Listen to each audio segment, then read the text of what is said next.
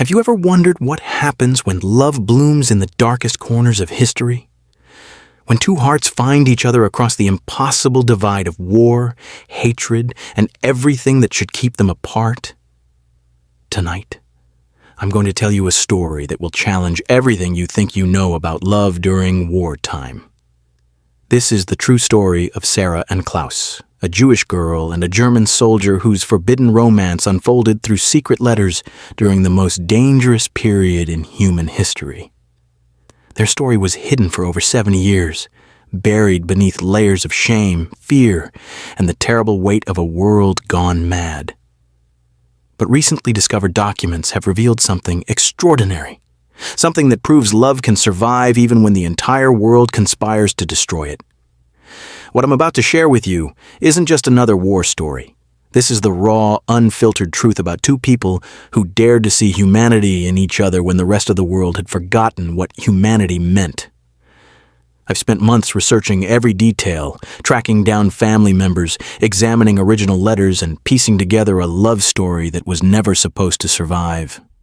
By the end of this video, you'll understand why their story matters now more than ever. You'll see how love became an act of rebellion, how words on paper became weapons against hatred, and how two young people created their own world of hope in the middle of hell itself. But first, let me paint you a picture of where this all began. Berlin, 1942. The city pulses with the machinery of war. Every street corner bears witness to the systematic destruction of human dignity. Jewish families disappear in the night, their homes sealed, their belongings scattered to the wind. The yellow stars sewn onto coats mark people for persecution, for removal, for death. Sarah Goldstein is 19 years old, working in a textile factory that has been converted to produce military uniforms. Her hands move mechanically across the fabric, stitching together the very uniforms worn by soldiers who see her as less than human. She keeps her head down, speaks only when spoken to, and counts each day she survives as a small miracle. Her family had owned a bookshop before the laws changed everything. Books had been her world, stories her escape, words her sanctuary. Now those same words have become dangerous. Owning the wrong book means death. Reading the wrong passage means deportation. Even thinking the wrong thoughts feels like treason. But Sarah still dreams in poetry. She still remembers the weight of a good book in her hands, the smell of ink and paper, the way stories could transport her anywhere she wanted to go. These memories are all she has left of who she used to be. 300 miles away, Klaus Miller stands at attention in a military barracks outside Munich. 22 years old, tall and serious, with hands that once held paintbrushes instead of rifles. Before the war consumed everything. He had studied art at university. He painted landscapes, portraits, still lifes of fruit and flowers. Beauty was his language. Creation was his purpose. Now he wears the uniform of the Wehrmacht, trained to follow orders without question, to see enemies where he once saw fellow human beings. But something inside Klaus resists the transformation. Late at night, when his fellow soldiers sleep, he sketches in a hidden notebook. He draws memories of peaceful times, of his mother's garden, of children playing in village squares. Klaus never wanted to be a soldier. The war came for him like it came for everyone, sweeping up entire generations and feeding them into the grinding machinery of conflict.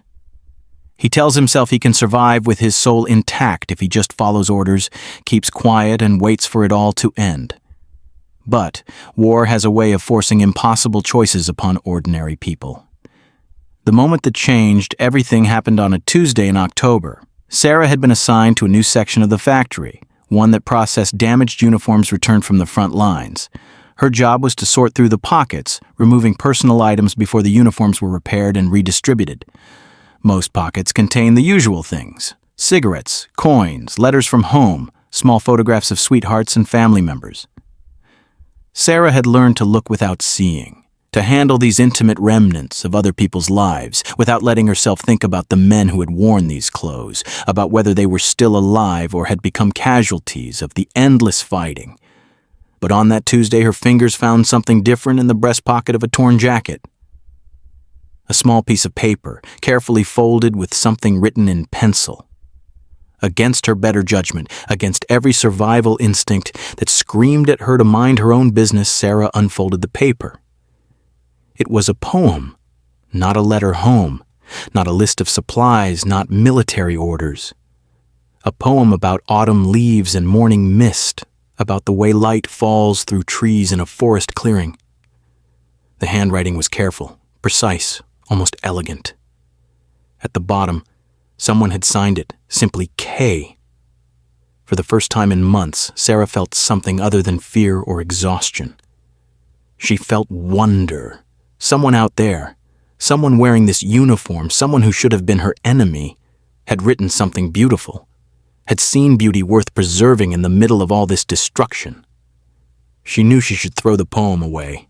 Keeping it was dangerous beyond measure, but instead, she slipped it into her own pocket and carried it home to the cramped apartment she shared with her mother and younger brother. That night, by the light of a single candle, Sarah read the poem again and again. She memorized every word, every line, break, every small detail of the handwriting. For the first time since the war began, she felt connected to something larger than her own daily struggle to survive. And then she did something that could have gotten her killed. She wrote back. Not on the same piece of paper, that would have been too obvious.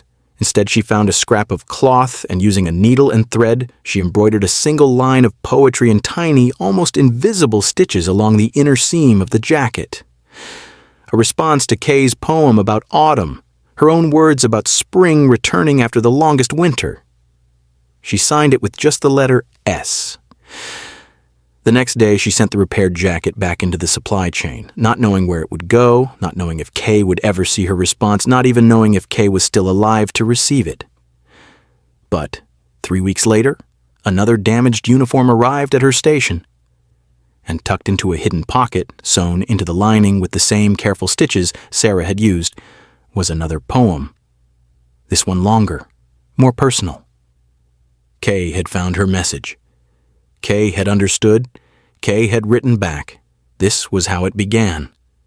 Two people who should never have met, who lived in worlds designed to keep them apart forever, found each other through words hidden in the seams of military uniforms. They created their own secret postal system, using the very machinery of war to carry their forbidden correspondence back and forth across impossible distances. Sarah never knew Klaus's full name, never knew what he looked like, never knew anything about his life beyond what he chose to share in those carefully hidden messages. Klaus never knew that Sarah was Jewish, never knew about the yellow star she wore, never knew that reading his words was an act of defiance that could cost her everything. All they knew was that somewhere out there, another person understood. Another person still believed in beauty, still found reasons to hope, still remembered what it meant to be human when the world seemed determined to strip away every trace of humanity. Their letters became longer, more daring. Sarah wrote about books she remembered, stories that had shaped her understanding of the world. Klaus described paintings he had seen, colors he missed, the way shadows fell across his childhood bedroom wall. They shared memories of peacetime, dreams of what might come after the war, small observations about daily life that somehow felt monumental when shared with someone who truly listened. Neither of them used real names. Sarah remained S. Klaus remained K. They created elaborate codes, hiding their messages in increasingly creative ways.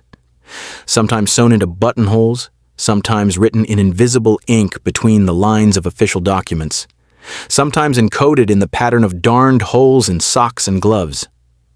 What started as two isolated people reaching across an impossible divide began to evolve into something neither of them had expected. Love was growing in the space between their words, in the careful attention they paid to each other's thoughts, in the way they began to live for the next hidden message, the next proof that someone out there cared whether they survived another day. But love during wartime carries its own special dangers. And as 1942 turned into 1943, as the war intensified and the persecution of Jewish people became even more systematic and brutal, Sarah and Klaus were about to discover just how high the cost of their forbidden connection could be. The factory where Sarah worked was about to be shut down. Jewish workers were being transferred to places with names that struck terror into every heart. Treblinka, Sobibor, Auschwitz. Sarah knew her time was running out. Was running out. Klaus could feel the shift before he understood what it meant. The uniforms arriving for repair had changed. They smelled different now, carried stains that wouldn't wash clean, bore damage that spoke of something far worse than ordinary combat. The careful stitches that had carried Sarah's messages became fewer, then sporadic, then stopped entirely for weeks at a time. He found himself checking every pocket obsessively, running his fingers along every seam, searching for some sign that S was still out there, still alive, still fighting to maintain their impossible connection. The silence stretched longer than ever before, and Klaus began to understand what it meant when entire populations simply disappeared from the face of the earth. Meanwhile, Sarah faced her own terrible arithmetic of survival. The factory supervisors had begun making lists, checking names against documents, separating workers into groups that everyone understood but no one dared discuss openly. She watched friends vanish overnight, their workstations empty the next morning, their tools redistributed as if they had never existed at all.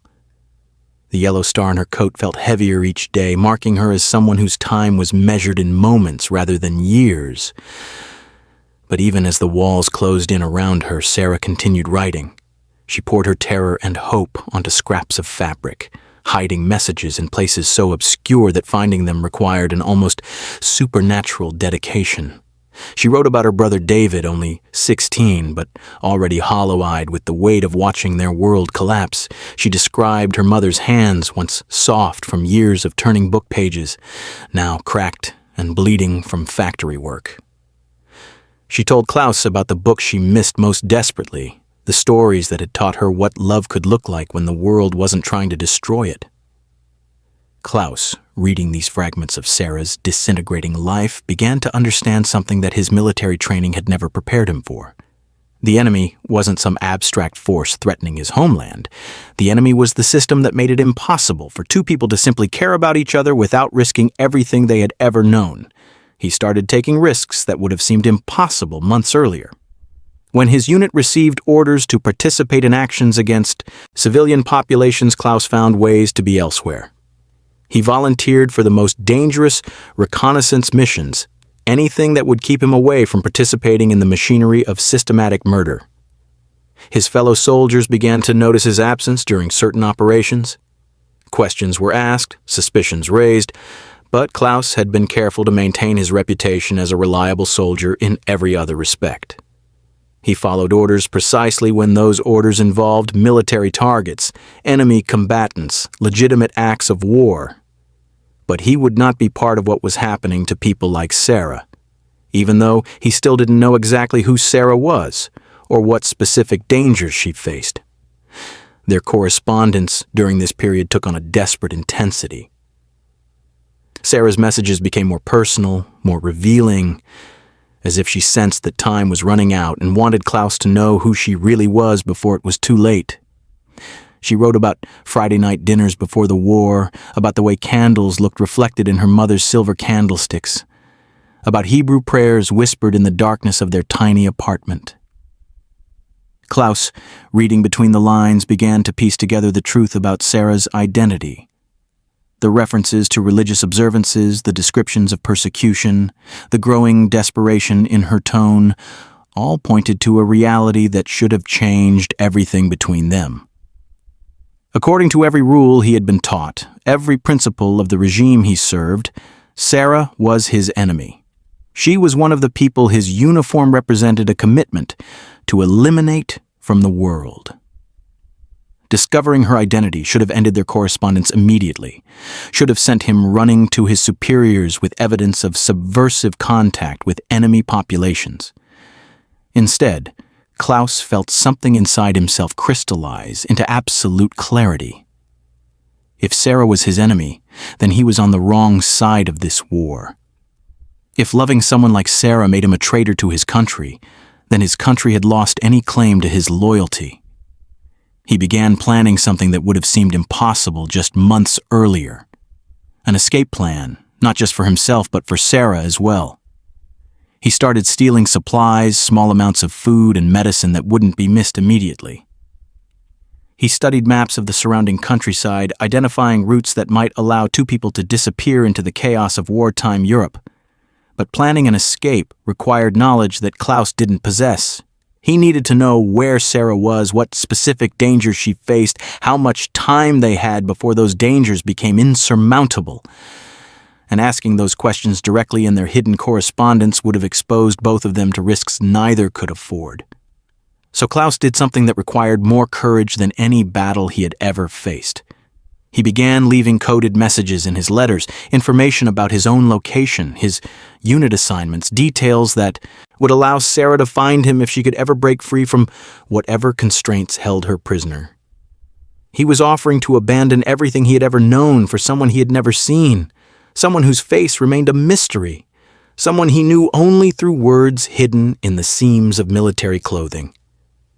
The rational part of his mind screamed that this was madness, that he was risking his life for a fantasy, that real love couldn't possibly grow from such impossible circumstances. But the rational part of Klaus's mind had been growing quieter for months, drowned out by something stronger than logic or self-preservation. Sarah's words had shown him what it meant to be fully human in a world that demanded he become something less than human. Her courage in continuing to write, continuing to hope, continuing to believe in beauty and connection despite everything she faced had awakened parts of Klaus that military training had tried to bury forever. Sarah, receiving Klaus's increasingly specific information about his whereabouts, faced her own impossible choice. The lists at the factory were growing shorter, the groups smaller, the destinations more final with each passing week. She knew that attempting to escape would almost certainly mean death, either from exposure, starvation, or capture by patrol units that shot first and asked questions never. But staying meant a different kind of death, the slow erasure of everything that made her who she was, followed eventually by physical destruction in places designed specifically for that purpose. At least escape offered the possibility of seeing Klaus face to face, of discovering whether the connection they had built through hidden words could survive the reality of two people trying to love each other in a world designed to make such love impossible. The decision crystallized for Sarah on a cold morning in March when she arrived at the factory to find her name on a transport list scheduled for the following week. 7 days to live as herself, 7 days to make a choice that would determine whether she died as a victim or as someone who had tried to seize control of her own fate.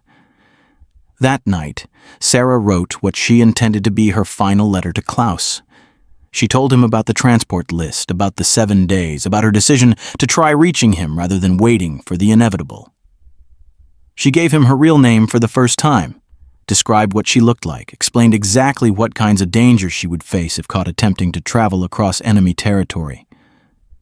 She also told him something she had been saving for the moment when hiding behind initials and coded language no longer seemed necessary. She told him that she loved him, that his words had kept her alive when everything else conspired to destroy her will to survive, that whatever happened next, knowing him had been worth every risk she had taken. Sarah sewed this final message into the lining of a jacket with unusual care, using thread that matched the original fabric so perfectly that finding her words would require the kind of attention to detail that only someone desperately searching would possess. Then she sent the jacket into the supply system one last time, not knowing whether Klaus would receive it in time to matter, not knowing whether he would be willing to risk everything for someone he had never actually met. But Klaus did receive the message 3 days before Sarah's scheduled transport. And reading her real name, seeing her description of herself, understanding the specific timeline they were working against, Klaus made his own final decision. He was going to find Sarah Goldstein. He was going to get her out of Berlin, and he was going to discover whether love built on hidden words could survive in the harsh light of reality. The next morning, Klaus walked away from his unit without permission, carrying stolen supplies and forged papers, heading toward a city where being caught would mean immediate execution for desertion, treason, and fraternizing with enemy populations. But Klaus was no longer thinking about the consequences of his actions. He was thinking about Sarah's hands, the ones that had stitched so many careful messages into fabric and thread. He was thinking about seeing her face for the first time, about hearing her voice speak words instead of hiding them in seams and pockets.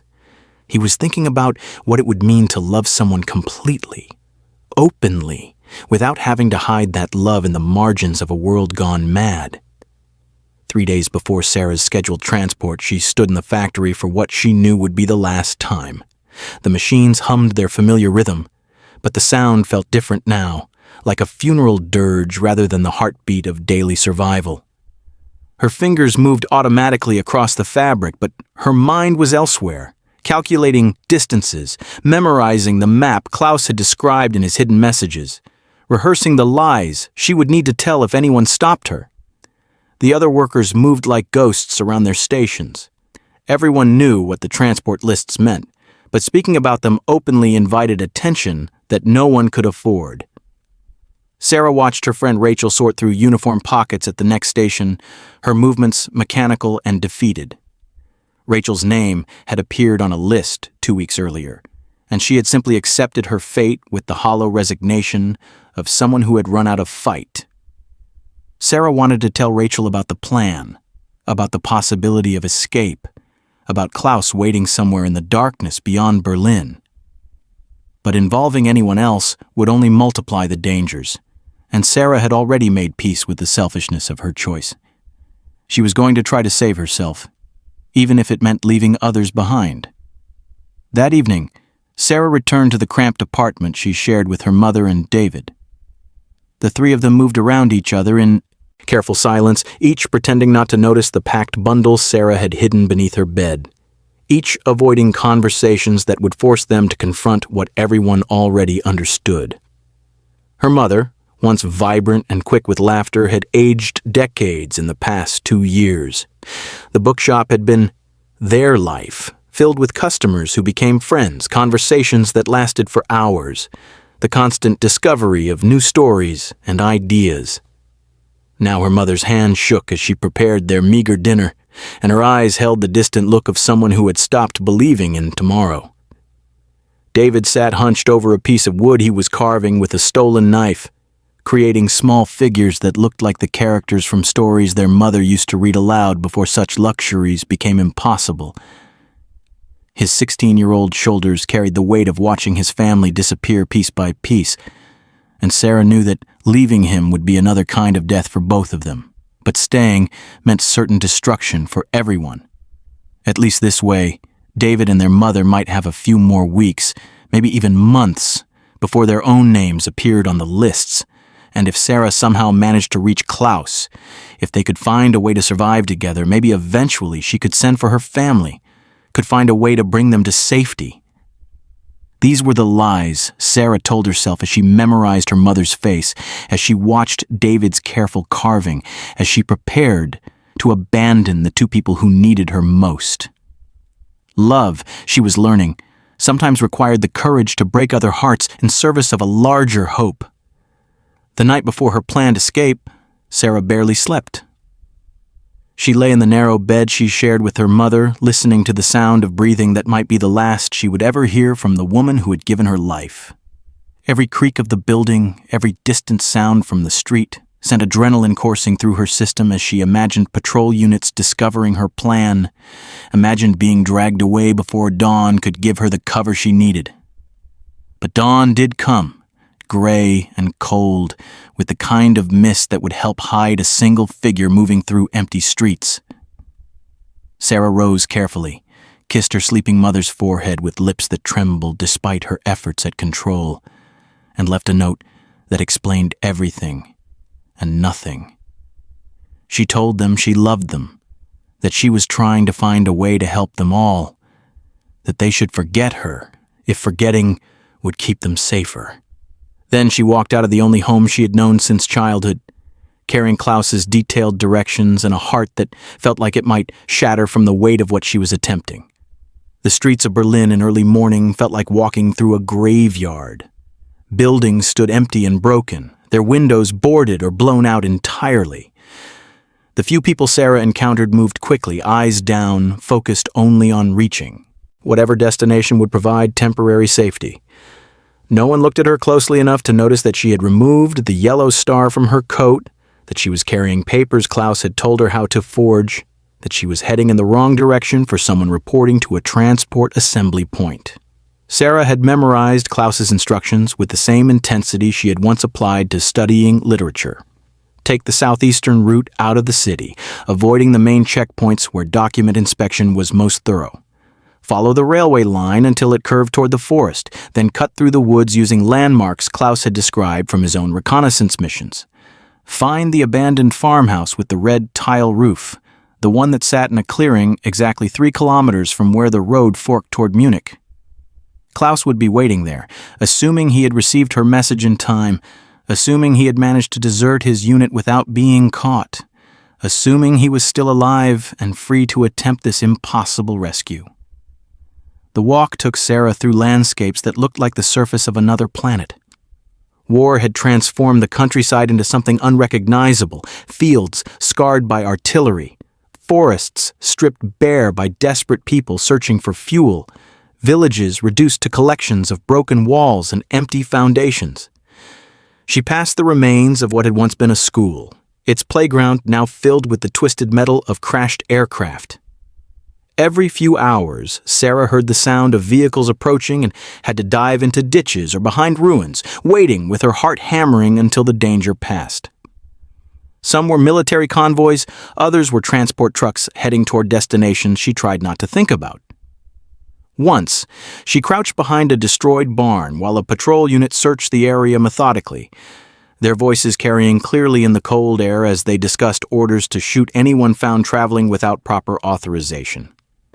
Sarah pressed herself deeper into the shadows and thought about Klaus's hands writing poetry in the margins of military life.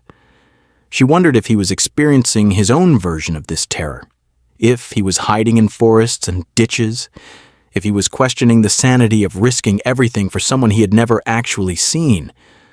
But she kept moving, driven by something stronger than rational thought. Klaus's words had shown her that humanity could survive even in the darkest circumstances. That connection was possible even when the entire world conspired to prevent it. Now she needed to discover whether that connection could survive translation from hidden letters to physical reality. As afternoon faded toward evening, Sarah finally reached the forest Klaus had described. The trees provided better cover, but also new dangers, as the sound of her footsteps seemed magnified in the silence, and every shadow could hide threats she wouldn't see until too late. She followed Klaus's landmarks carefully, counting steps, checking the position of the sun, using every detail he had provided to navigate toward their planned meeting point. The abandoned farmhouse appeared exactly where Klaus had promised it would be, its red tile roof visible through the bare branches like a beacon of hope in the gathering darkness. Sarah approached carefully, watching for any sign of movement, any indication that the building was occupied or under surveillance. She saw Klaus before he saw her, standing at the edge of the clearing with his back to the farmhouse, scanning the forest for signs of approaching danger. Even from a distance, even in the dim light, Sarah recognized something in his posture that matched the careful attention she had felt in every one of his hidden letters. This was the moment that would determine whether months of impossible correspondence had created something real or whether they had both been sustaining themselves on fantasy. Sarah stepped out of the tree line, her heart beating so hard she was certain Klaus would hear it across the clearing. Klaus turned at the sound of her footstep on dead leaves, and for a long moment, they simply looked at each other across the space that had taken so much courage to bridge. Sarah saw a young man whose eyes held the same mixture of gentleness and determination she had detected in his written words. Klaus saw a young woman whose face reflected the intelligence and strength that had sustained him through the darkest months of his life. Neither of them spoke immediately, The reality of standing in the same physical space, of breathing the same air, of being close enough to touch, felt almost too overwhelming to acknowledge with words. Finally, Klaus said her name. Not the initial S that had protected her identity for so many months, but her real name spoken aloud for the first time by someone who had learned to love her through hidden messages and careful attention to detail. Sarah. The sound of her name and his voice broke something open inside Sarah's chest. Some barrier she had maintained between hope and possibility. She had imagined this moment countless times during her journey, but the reality was both simpler and more complex than anything her imagination had provided. Klaus was real. He was standing in front of her, having risked everything to reach this impossible meeting point. The connection they had built through words hidden in uniform seams had translated into something that could survive in the harsh light of reality. But survival was still far from guaranteed. They were two fugitives in enemy territory, carrying forged papers and stolen supplies with nowhere safe to go, and no clear plan for what came next. Klaus had deserted his military unit, making him subject to immediate execution if caught. Sarah had escaped from a transport list, marking her as a priority target for recapture. Even standing together in the clearing, they remained, separated by everything that made their love impossible. Klaus still wore pieces of his military uniform, the symbols of an ideology that demanded Sarah's destruction. Sarah still carried the invisible mark of persecution that had defined her life for the past 3 years. But they also carried something else, now. Something that had grown in the space between their hidden letters and sustained them through the impossible journey to this moment. They carried proof that love could exist even when every rational consideration argued against it, that two people could choose each other despite coming from worlds designed to remain forever separate. Klaus reached into his pack and withdrew a small bundle wrapped in cloth. Inside, Sarah discovered every letter she had ever written to him, every carefully stitched message, every fragment of poetry and hope she had hidden in military uniforms. Klaus had saved them all, had carried them through his own dangerous journey as proof that their connection had been real from the very beginning. Sarah unwrapped a similar bundle from her own belongings, revealing Klaus's letters, his poems about autumn leaves and morning light, his careful observations about beauty surviving in impossible circumstances. They had both carried the physical evidence of their relationship across enemy territory, risking discovery and death to preserve the words that had brought them together. Standing in the clearing with their letters spread between them like a bridge across impossible distances, Sarah and Klaus began to understand what they had actually accomplished. They had created love where love was forbidden, maintained hope where hope was illegal, preserved humanity where humanity was under systematic attack. But understanding the magnitude of their achievement didn't solve the immediate problem of staying alive long enough to build something lasting from what they had created. Klaus had studied maps and gathered intelligence about escape routes toward neutral territory. But the journey would require weeks of travel through heavily patrolled areas. They needed to reach Switzerland, where Klaus's family had connections that might provide temporary shelter while they planned their next steps. But Switzerland was hundreds of kilometers away across territory controlled by military units that shot deserters and escaped prisoners without question. Sarah looked at Klaus's carefully prepared maps, at the routes marked in red ink, at the notations about patrol schedules and checkpoint locations. The scale of what they were attempting felt overwhelming, but no more overwhelming than what they had already accomplished by finding each other in the first place. As darkness fell completely around the abandoned farmhouse, Sarah and Klaus made their final preparations for a journey that would either lead to freedom or end in capture and execution. They divided the stolen supplies Klaus had accumulated, planned their route for the first stage of travel, and prepared to discover whether love built on hidden words could survive the ultimate test of shared danger and mutual dependence.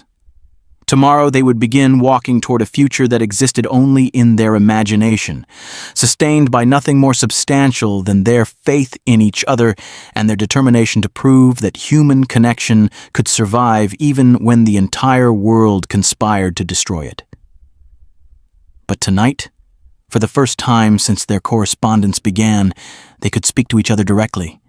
They could share stories that had been too dangerous to include in hidden letters, could fill in details that months of careful communication had left incomplete. Klaus told Sarah about his life before the war, about studying art and believing that beauty could change the world, about the slow realization that he was being transformed into something he never wanted to become. Sarah described her family's bookshop, the conversations that had shaped her understanding of literature and life, the way stories had taught her to believe in possibilities beyond her immediate circumstances.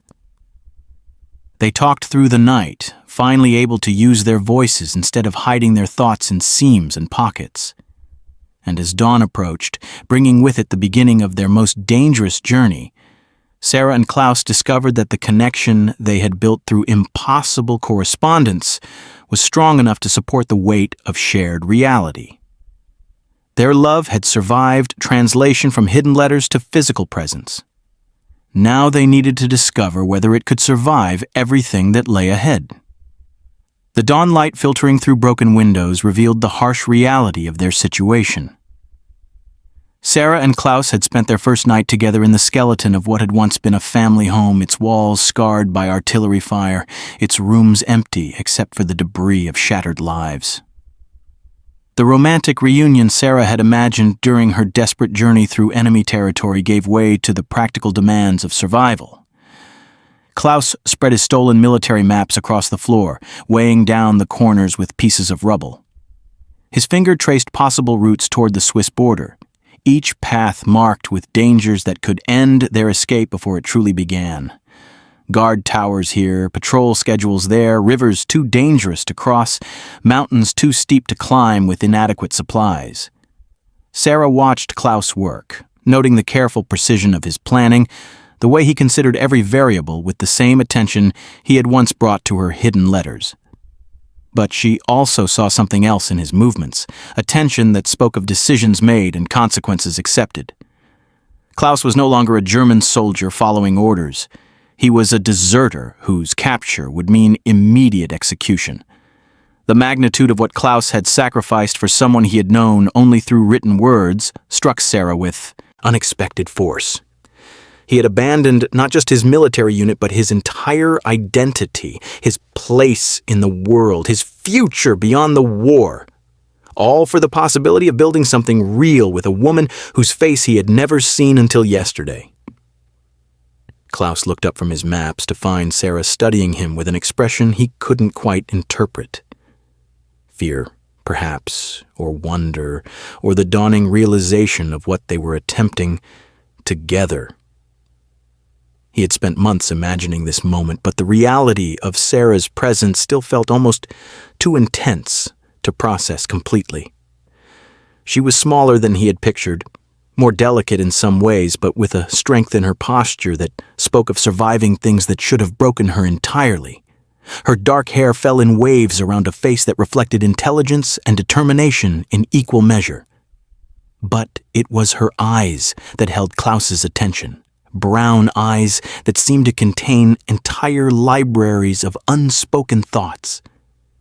Klaus reached for Sarah's hand, and the simple contact sent electricity through both of them. After months of communication through hidden messages, the ability to touch, to confirm each other's physical reality, felt almost overwhelming in its significance. They held hands in silence for several minutes, each processing the transition from imagined connection to tangible presence. The warmth of Sarah's fingers, the calluses Klaus had developed from military training, the way their hands fit together despite coming from such different worlds, all of it confirmed what their correspondence had suggested but never proved. This was real. What they felt for each other could survive outside the safe space of hidden letters. But surviving the next few weeks would require more than emotional connection. Klaus began explaining his escape plan in detail, his voice low and urgent as morning light grew stronger outside their temporary shelter. They would travel primarily at night, using Klaus's knowledge of patrol patterns and Sarah's ability to move unnoticed through civilian areas. The journey to Switzerland would take approximately 3 weeks, assuming they encountered no major obstacles. Sarah listened carefully, asking questions that revealed her understanding of the risks they faced. She had survived 2 years of systematic persecution by learning to think several steps ahead, to anticipate dangers before they materialized, to trust her instincts when official information proved unreliable. These skills, developed under the worst possible circumstances, might prove invaluable during their escape attempt.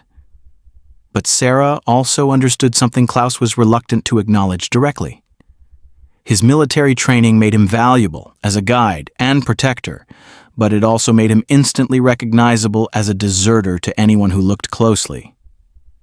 Sarah's experience with hiding her identity, with blending into backgrounds and avoiding attention, might actually make her the more valuable partner in certain situations. They spent the morning hours refining their plans, combining Klaus's tactical knowledge with Sarah's hard-earned expertise in becoming invisible.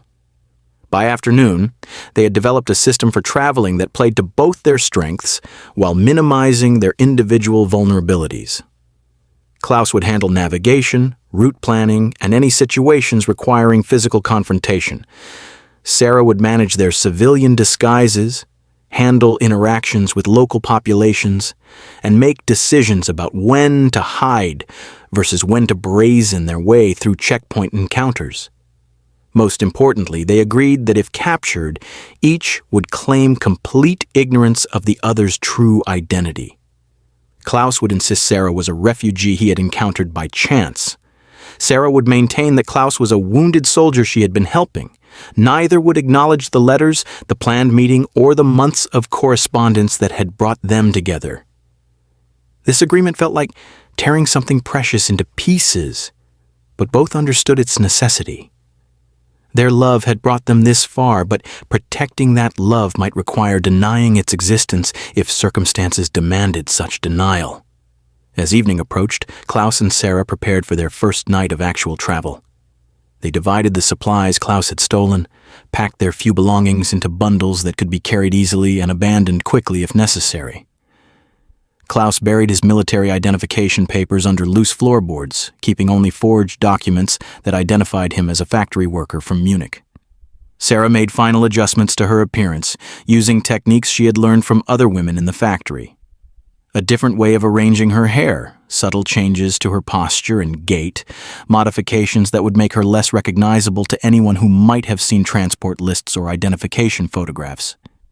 The transformation was remarkable. In the space of an hour, Sarah shifted from looking like a refugee on the run to appearing like a young woman traveling to visit relatives in the countryside.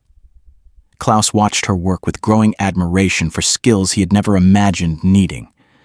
Klaus made his own adjustments, removing every trace of military bearing from his posture and movement. He practiced walking with a slight limp, the kind of injury that would explain his civilian status without requiring detailed medical documentation. He rehearsed stories about factory work, family obligations, reasons for traveling that would satisfy casual questioning without inviting deeper investigation. By the time full darkness fell, Klaus and Sarah had transformed themselves into two ordinary civilians with legitimate reasons for moving through the countryside. Their real identities, their dangerous past, their impossible love story, all hidden beneath carefully constructed facades. They left the abandoned farmhouse just after midnight, moving carefully through forest paths Klaus had scouted during daylight hours. The night air carried sounds that made them freeze repeatedly, listening for signs of patrol activity, aircraft overhead, other travelers who might pose threats or opportunities. Sarah discovered that traveling with Klaus felt fundamentally different from her solo journey to reach their meeting point. Having a partner meant sharing both risks and responsibilities, but it also meant having someone to watch for dangers while she navigated obstacles, someone to help make decisions when situations required quick thinking. Klaus found himself constantly aware of Sarah's presence beside him, the sound of her breathing, the rhythm of her footsteps, the way she moved through darkness with surprising confidence. Her courage during this first night of shared travel impressed him more than anything in her letters had suggested. They covered nearly 15 kilometers before dawn forced them to seek shelter, finding refuge in an abandoned barn that offered concealment and protection from the cold. As they settled into hay that smelled of better times, both realized they had successfully completed their first test as traveling companions. The physical challenges of moving through dangerous territory at night had been manageable. More importantly, they had begun learning how to function as a team, how to communicate without words when silence was essential, how to trust each other's judgment in situations where mistakes could prove fatal. Sarah curled up against Klaus's shoulder, feeling safe for the first time in months, despite being more endangered than ever before. The warmth of his body, the steady rhythm of his heartbeat, the simple reality of not being alone anymore, all combined to create a sense of security that defied rational analysis. Klaus held Sarah carefully, still somewhat amazed by the transition from imagined connection to physical intimacy. Her head on his shoulder, her hand resting on his chest, the trust implicit in her willingness to sleep beside him all felt both natural and miraculous. They had survived their first night of escape, but as they drifted toward sleep in the abandoned barn, both understood that the easy part of their journey was behind them. Ahead lay weeks of increasingly dangerous travel through territory where capture meant certain death for both of them. Yet somehow, facing these dangers together felt less frightening than facing smaller challenges alone had been. Their love, tested now by shared physical reality and mutual dependence, was proving strong enough to support the weight of genuine partnership. Tomorrow would bring new challenges, new tests of their ability to protect each other while moving toward an uncertain future. But tonight, for the first time since their correspondence began, Klaus and Sarah fell asleep in each other's arms, no longer separated by impossible distances or hidden identities. The war continued raging around them, but in the space they had created together, peace was possible. Love was real. Hope was justified, and morning would give them another opportunity to prove that human connection could survive even when the entire world conspired to destroy it. The third day of their journey brought rain, cold and relentless, turning dirt paths into treacherous mud and making every step a struggle against the sucking earth. Sarah and Klaus huddled beneath Klaus's stolen military coat, pressed together in a shallow cave that barely qualified as shelter, watching sheets of water turn the landscape into something gray and hostile. Klaus studied his maps by the dim light filtering through the cave opening, tracing routes that had seemed manageable in dry conditions but now appeared nearly impossible. The river crossing they had planned for tonight would be suicide in these conditions, with the water level already rising and the current strong enough to sweep away anyone foolish enough to attempt a ford. Sarah watched Klaus work, noting the increasing tension in his shoulders as he calculated delays and alternative routes. Every day they remained in German territory increased their chances of capture, but rushing forward in dangerous conditions could prove equally fatal. The mathematics of survival were becoming more complex with each passing hour. Their supplies, carefully rationed to last 3 weeks, would not stretch to accommodate significant delays. Klaus had stolen what he could from military stores, but his access had been limited by the need to avoid suspicion. They carried enough food for perhaps 20 days if they ate sparingly, enough ammunition for Klaus's pistol to handle one serious encounter, enough medical supplies to treat minor injuries, but nothing more substantial. Sarah had contributed what little she could carry from Berlin, but her possessions had been limited by the need to travel light and avoid detection. A few pieces of clothing, some bread that was already growing stale, a small knife she had stolen from the factory. Her most valuable contribution was knowledge rather than material goods, understanding of how to move invisibly through a world designed to hunt people like her. The rain continued through the afternoon, forcing them to remain hidden when they should have been scouting their next stage of travel. Klaus cleaned his pistol methodically, checking the action and counting ammunition that seemed increasingly inadequate for the journey ahead. 12 bullets stood between them and whatever dangers they might encounter between here and the Swiss border. Sarah sorted through their dwindling food supplies, performing calculations that yielded increasingly uncomfortable results. At their current rate of consumption, accounting for the additional calories needed for night travel through difficult terrain, they would run out of food approximately 50 kilometers short of their destination. 50 kilometers might as well have been 500 when traveling on empty stomachs through hostile territory. Neither spoke about these growing concerns directly, but both understood the implications of their silent calculations. Their escape plan, carefully developed during stolen hours in abandoned buildings, was beginning to encounter the harsh realities of logistics and weather and simple bad luck. Klaus folded his maps with movements that betrayed frustration barely held in check. Military training had taught him to plan for contingencies, but those lessons assumed access to supply lines, communication networks, backup support, when primary plans failed. Here, they were entirely dependent on their own resources and whatever help fortune might provide.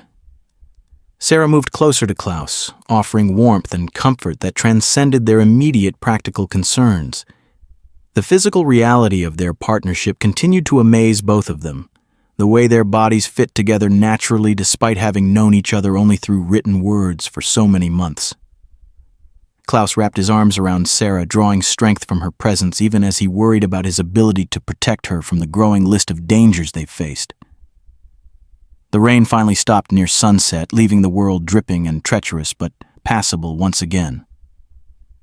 Klaus and Sarah emerged from their shelter to find a landscape transformed, with familiar landmarks obscured by mist and standing water that reflected the gray sky like scattered mirrors. Klaus recalculated their route, choosing paths that avoided low-lying areas where flooding might prove impassable. The detour would add at least 2 days to their journey, stretching their supplies even thinner, but attempting to follow their original plan could result in being trapped by rising water levels with nowhere to retreat. Sarah and Klaus did reach Switzerland in the spring of 1943, their love letters preserved in a wooden box that survived 70 years of silence. Their story reminds us that even in humanity's darkest hour, connection transcends hatred. Words sewn into fabric became bridges across impossible divides. Love, it turns out, really can survive when the entire world conspires to destroy it.